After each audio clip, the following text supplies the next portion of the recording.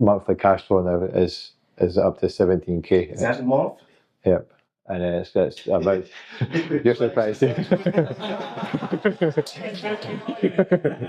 And the capital event that we work on is the target is 75 million for myself and Graham. And acquire properties. So once we do the capital event, is to buy property and keep playing the game until we get bored of it. That's pretty much us. Thanks, everyone. Maria said to us that we should prepare something together to present to you what we've done over the last 14 months. And Graham and I sat down, and then that's what we have for you. I let Graham introduce himself, and then I do the same. So most people know us, but just a very quick introduction. So obviously, we're both family men, kids, wife, and so forth. I originally had a property business in East Lothian. Stefan talked about what he had, but when we met together, we had similar goals, so we decided to work together in the property side. We did have a serviced accommodation business, losing a hell of a lot of money, unfortunately. I can always remember having the call with Volta, and the first thing he said to me was, "You guys have no control." I can remember those exact words coming out of your mouth, and it was a light bulb moment. I don't know why we never realised that before. From there, we decided to switch models. Because we were both working together, we were looking at what worked. And what worked was the business I had in East Lothian, which was the emergency housing business. We got a contract in the emergency housing business with Edinburgh Council. We actually, believe it or not, wrote to every single council in the UK. And by luck, Edinburgh Council was the one that we got the contract with. So, again, maybe it was luck, I don't know. But obviously on that side, we're up to 21 units already. As you can see, it's turning over 733,000 a year now, within a year. Wow. Yes, about me, I'm Stefan, a business partner with Graham, family man as well, wife and 2 kids, a boy and a girl. Before I met Graham, I already had a portfolio of properties. And I would say I probably get on well with people at one-to-one because I have a number of business partners there for those property business in England. The way we raised, the way we brought was different. When I met with first Graham, the idea was, let's merge first, go faster. That's exactly what we've done, but in the wrong way. We were putting the ladder, putting the effort on the wrong wall. And when we met Volta, it was like, okay, this is not working. You have no control, so you need to change strategy. We were humble enough to recognize that. And from that moment, we changed strategy. And I went with Graham from not knowing that you can buy a business to basically going full on in the last 14 months, buy a business that we now own. The business has 80 employees, 90 vehicles, and we have management in place. That's what we've achieved over the last 12 months. Now, in the last 14 months, what we've done, we invested. So prior to meeting with Volta and Maria, we had 19 properties in England doing service accommodation with contractors and travelers. We had no control of the revenue stream, and it was not a good time. It was not a good moment for us, definitely. It was a dark place. We had no system in place. We were losing money every month, basically paying from our own pocket. I used to have an IT business. I was taking business money from that business to put in the property so that we could keep paying with our commitment. Negative energy. Luckily, we had a good relationship, but every single day was just dealing with either scammers or how are we going to meet our commitment. So it was definitely not a good place to be. And then we just had that one phone call with Volta. Transport business, I will start with what has happened from our side over the transport business, because we brought the transport business in Scotland. First of all, is to learn about the business, how to buy a business. So we went to the UI, the training that Volta put together. We learned that from him. Reach out to broker. From there, we need to take action. I was reaching out to broker. It was 2 a week. My target was to speak to broker or owner twice a week. I just had system in place. And the strategy I had was focus. I stopped doing the IT business. Huge risk there, no more income. Luckily, Graham was there with the trading business in property to bring some more revenue, to pay for the cost, to pay for our expenses. But I just stopped having income because I trusted in that system, that this can work. In some way, it's also a way to burn the boat, because I cannot go back there at all. So I stopped doing IT, And then that was the target. And over the next couple of months from learning about buying businesses, we secure our first head of term. That was good. And we went through the process of buying a business. Unfortunately, 10 days before completion, the acquisition stopped simply because the buyer decided not to sell anymore for a reason that we still don't understand. I think we gave away far too much of what our plans were. You were touching on this earlier on about just sort of tease people and take it away. We've never done that very well at all. And I think we maybe gave away, it could be wrong, but I think we maybe gave away too much. And then therefore, hold on a minute, we could do this ourselves. So I think that's definitely an element of what went wrong there. And obviously we'll learn a bit from that. Yeah, we don't know exactly, but it was not a good place. It was November 2024. They just phoned us, Stefan, and we are not selling anymore. And I had to share the news with Graham.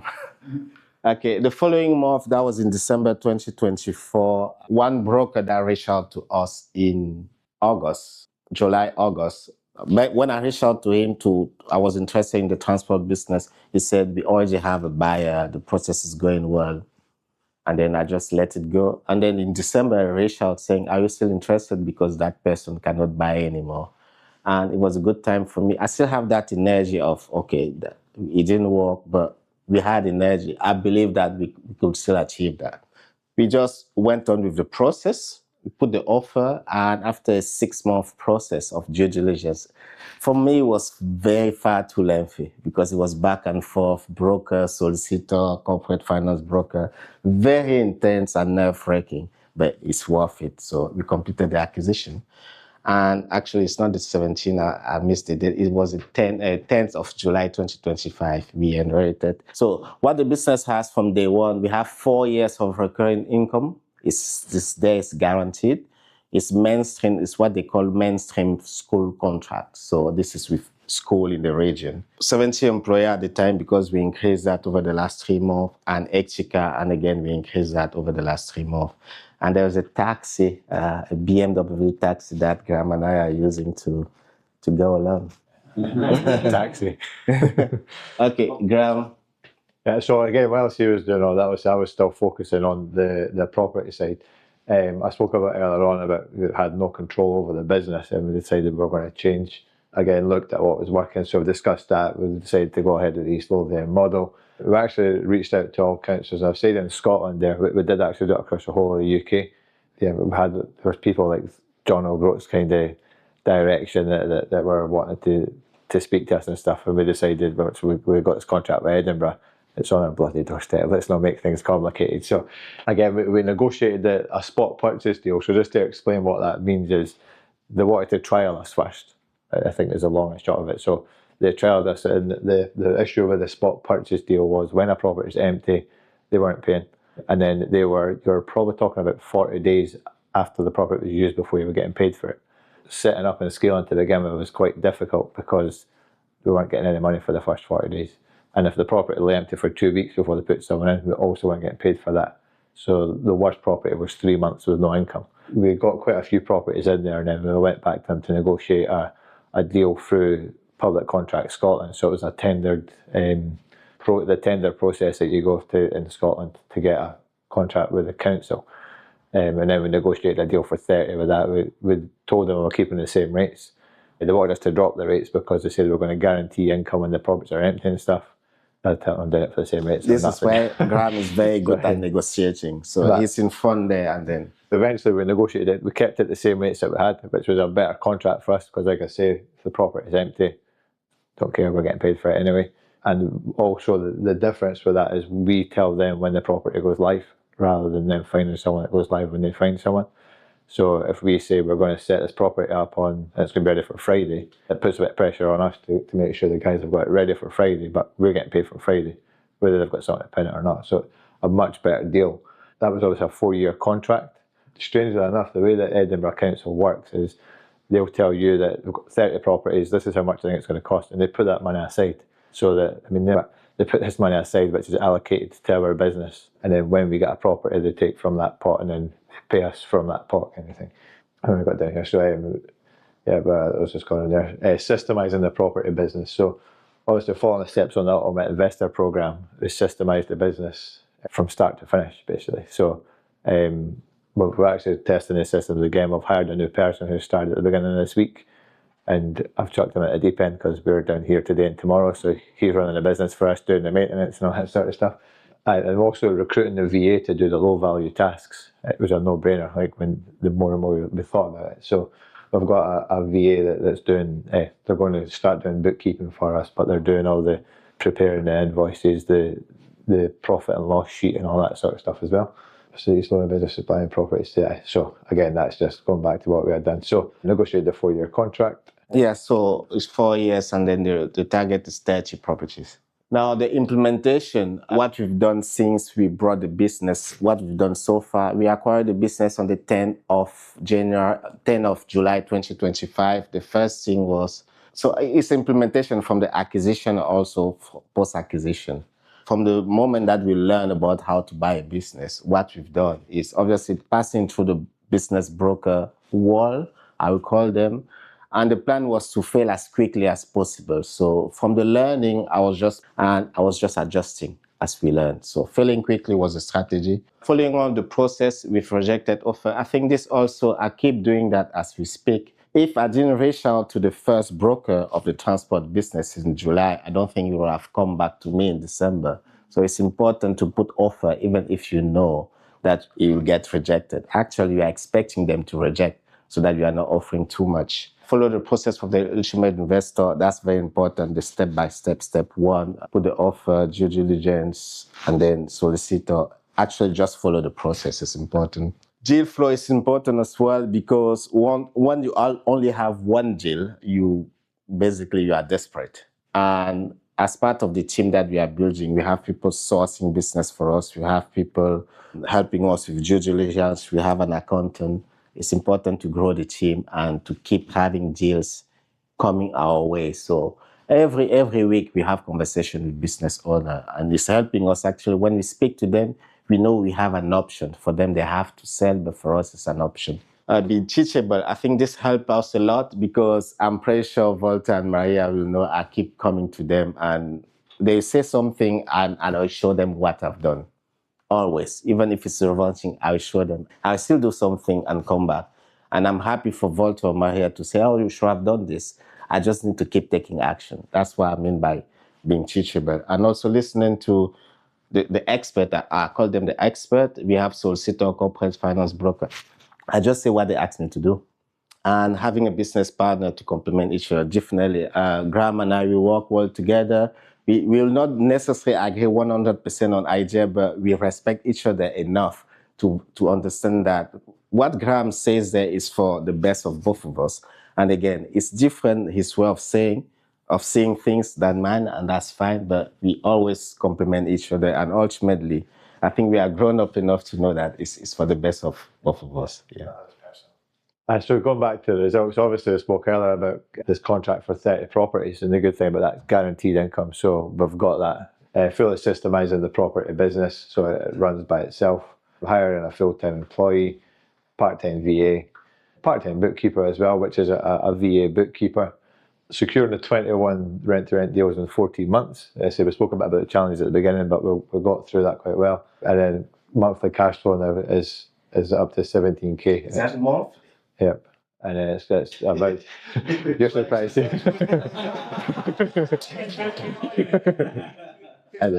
So we've just obviously got another 3 deals over the line recently.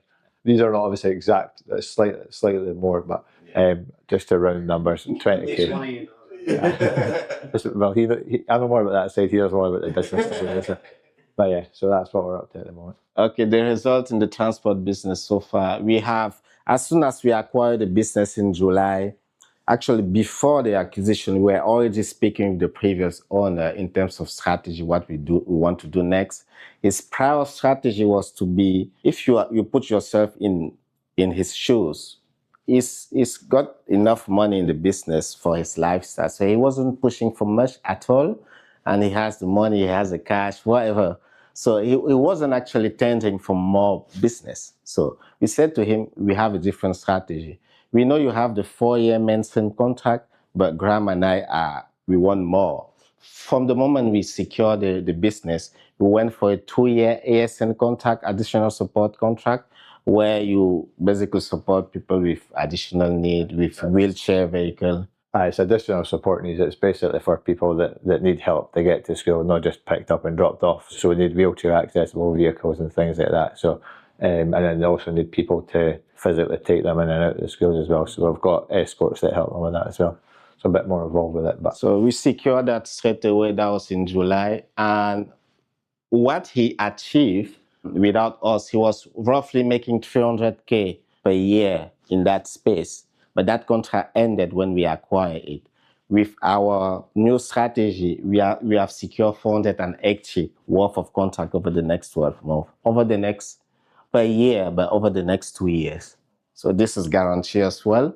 So we are already increasing the revenue here. We hired 14 more drivers and acquired 7 more minibuses. And yesterday, Graham secured 2 more vehicles. So we have a fleet of 90 vehicles now. We took full control of the business. By full control, I think we are at the stage where we go to the office. Actually, we go to the office when we want. We still like to go there every other week. First of all, so that the employees are used to our face, so that also we can give clear instruction face to face on the improvement plan. We like to go there and then tell them that this is exactly what I want you to do. So next week I will be there. Over the last month, Graham has not been there at all. But we don't need to go in the office. And also having control of the physical asset, the bank, all of this, we have full control of that. We started implementing the system. We have probably 5 systems in place. The invoicing system is ready. The recruitment, not yet. We have a number of systems in place, including how we do the MOT, the process, how we secure job for MOT, so all of this all systems that were straightforward, we've already implemented that. The other one are still work in progress. Just to sum up everything, the biggest lesson for us over the last 14 months is the mentorship, investing in ourselves. Obviously, Graham and I have done that for a number of years, and we just keep doing that. If we did not met Volta and Maria, I think we'll still be doing the property space. So we had no hesitation in investing more in us. Teamwork and execution. One thing that we both know about Graham and I is we are definitely action takers. If we learn something today, we need to do it. We know we'll do it. We are confident in that. If I know, once Graham said I will do something, I know it's done before it's even done. And I think I hope it's the same. No, it is. But obviously, because we're doing the property business and the taxi business now, I'm involved more heavily in the property business, particularly where we're hiring a new person in. So I have no idea what Stefan's been doing up there, to be brutally honest. But likewise on this side, I've been running this side, and we just trust each other just to get the job done, right? And that's mindset and affirmation. But for me personally, this helped me a lot. I still have the affirmation board in front of my office. Every morning I read it. I know that to be happy, I'm in charge of how I feel. I'm in charge of my destiny. Things like that. I still do that. It's helping me basically to know that I have the control of the day, therefore the month, and therefore the year. Mindset, we keep reading books. Being teachable is the same as what I said earlier. Just listen to what the mentor and the advisor are saying and be humble enough to know that we don't figure, if we want to go to where we want to be, it means that we don't have that knowledge yet. We just need to learn that and become somebody else. And having control of the business 100%, you need to have full control of whatever business you set up to go with. Yeah, so just reverse engineering the goals and creating the plan to achieve them. I think that's pretty self-explanatory, but we know where we want to be, and we touched on it earlier, right? So we know where we want to be and we know how we're going to get there. Just having achievable goals and having that plan in place just makes things so much simpler rather than the wind every day and not knowing where you're going kind of thing. And what are the next steps? We are going to fully systematize the transport business. We have the improvement plan in place, and we're just going through that step by step every single day, every single month. The property business, so I've put there by February 26th. I'm hoping to achieve it. I'm being conservative there. We want to get the next 9 properties over the line and done and dusted by then. Go and sell the transport business for acquisition and expansion. We have the last point is actually the capital event. Because of the capital event, we think it's going to be for acquisition. The next plan is to negotiate a bigger contract with Edinburgh Council, pretty much going long and short of it. We're nearly at the 30. We could double this quite easily. If that goes well, we're going to then adopt a hybrid model. So we'll continue with rent to rent because we can scale that a lot quicker than we can buy and get the cash flow even more. But the cash flow for our own assets will actually be higher than what a rent to rent was, because what you're paying for a rent compared to what you're paying for a mortgage. So adopting the hybrid model to then start putting our own properties into the business rather than getting them all from landlords, to get that to whatever the number is going to be. Now, obviously, it depends on what that number is. If they only give us another 10, they're all going to be our own units. But if we can double that, then we can do a hybrid model. So that's going to be work in progress. That's the plan. Acquire more business with potentially educated partner. What I mean here is we have a fantastic deal flow. We are actually proud of the team that we have built around us. We have a fantastic deal flow. With the momentum that we've built, we are confident that next year there's going to be another acquisition. And it's easier for us to actually work together with partner who are educated as us, because we know that execution is going to be there. So it's definitely part of the strategy. Also having share and stuff like that. We can discuss more about that. And the capital event that we work on is the target is 75 million for myself and Graham. And acquire properties. So once we do the capital event, is to buy property and keep playing the game until we get bored of it. That's pretty much us.